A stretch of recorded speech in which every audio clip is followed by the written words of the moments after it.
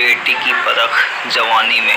एक समय की बात है, उत्तर प्रदेश एक गांव रंगिया में एक गरीब किसान रहता था। उस गरीब किसान के एक छोटी बेटी थी। वो अपने गांव रंगिया में ही एक सरकारी स्कूल में दाखिला लिया और वो उस स्कूल में प्रतिदिन पढ़ने जाया करती थी। जैसे जैसे वो बड़ी होती जा रही थी, उसके साथ ही उसकी क्लास भी बढ़ती जा रही थी। जब वो एक दिन हाई स्कूल में पढ़ रही थी तो उस गरीब किसान ने अपनी बीवी से अपनी बेटी के बारे में मालूम किया कि अब हमारी बेटी बड़ी हो रही है, अब उसको हाई स्कूल पास होने के बाद हम स्कूल नहीं जाने देंगे और आप उसको कुछ घर के काम सिखा देना ताकि हमारी बेटी को ससुराल में कोई परेशानी ना हो। तो उसने कहा कि हाँ, आप सही कह रहे हैं, मैं ऐसा ही करूंगी और आज मैं अपनी बेटी से बात करूंगी। उस किसान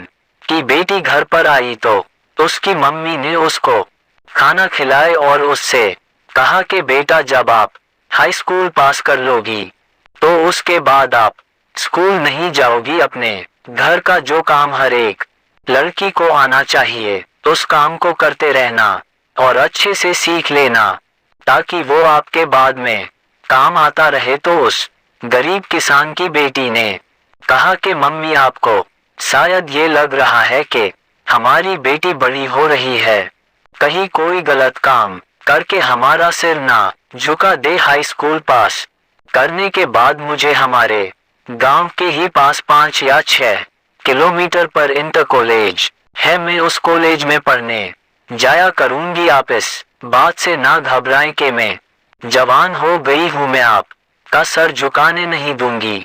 मैं जानती हूँ कि हमारे आसपास का माहौल अच्छा नहीं है, मैं अपनी सहेलियों के साथ नहीं जाया करूंगी बल्कि मैं पापा के साथ कॉलेज जाया करूंगी और पापा के ही साथ वापस आया करूंगी। आप घबराएं ना, बेटी की परख जवानी में होती है, मैं आपको शिकायत का मौका नहीं दूंगी। उस गरीब किसान की बीवी ने कहा, ठीक है, मैं तुम्हारे पापा से बात करती हूँ। उस बेटी की मम्मी ने आपने पति से बात की तो वो अपनी बेटी से खुद बात करना चाहते थे। जब उस गरीब किसान ने अपनी बेटी से बात करी तो उस बेटी ने बहुत ही खूबसूरत जवाब दिया कि पापा, आज हमारे समाज में कोई अपनी बेटियों को नहीं पढ़ा पाता है क्योंकि हमारे समाज में बुराइयां ज्यादा है, लेकिन मैं आने वाली लड़कियों के लिए रास्ता खोल दूंगी। उसके बाद उस किसान की बेटी ने इंटर अच्छे नंबरों से पास की और ना जाने कितनी बेटियों के लिए रास्ता खुल गया। ये कहानी हमें सीख देती है कि हम किसी के लिए रास्ता बंद ना करें। बेटे की परख शादी के बाद। एक समय की बात है, एक गांव में एक गरीब किसान रहता था। उसका एक बेटा था। उस गरीब किसान की बीवी की तबीयत ठीक नहीं रहती थी। उस गरीब किसान ने सोचा कि मैं अपने बेटे की शादी कर दूं। उसका बेटा अभी शादी के लायक तो नहीं हुआ था, लेकिन वह 18 साल का था जब उस गरीब किसान ने अपनी बीवी से बेटे की शादी के बारे में मालूम किया तो माँ होती है, वह बोली कि अभी तो मेरा बेटा बच्चा है, बेशक मैं बीमार रहती लेकिन अपने बेटे को अच्छा खाना बना सकती हूँ। लेकिन गरीब किसान ने कहा कि आप बीमार रहती हैं, सही से काम नहीं हो पाता, आराम की जरूरत है, आप आराम भी कर लिया करोगी, शादी होने के बाद आप आराम करना,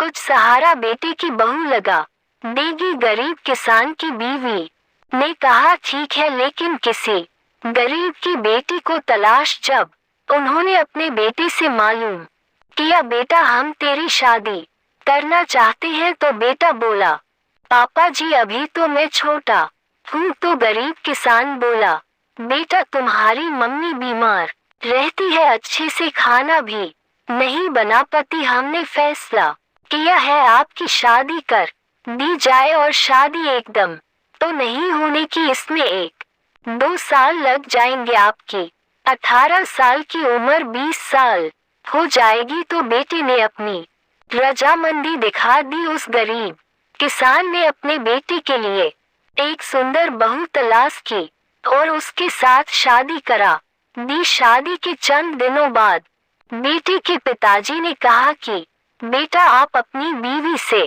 कहे वह घर का काम कर लिया करे, घर की जिम्मेदारी उठाए, क्योंकि तुम्हारी मम्मी तो बीमार रहती है। तो उस बेटे की बहू ने कहा कि मैं तो अलग रहूंगी, एक साथ काम नहीं कर सकती, मैं कोई दूसरी नौकरानी नहीं। इस पर गरीब किसान को बड़ा दुख हुआ और वो मन ही मन में रोने लगा कि जिस वजह से शादी की थी वह तो सारा प्लान फेल हो गए। उस किसान ने उसको खूब समझाया लेकिन वह ना मानी। किसान ने सोच समझकर फैसला किया, ऐसा कर ले, आप अपने लिए बना ले, हम अपना बना लेंगे। तो उस बेटे की बहू ने जवाब दिया कि हाँ हाँ, हम अपना ही खाना बनाएंगे और हम भी ना रहेंगे। और गरीब किसान के बेटे का हाथ पकड़ा घर से बाहर चली गई। उस गरीब किसान ने कहा, बेटा, बेशक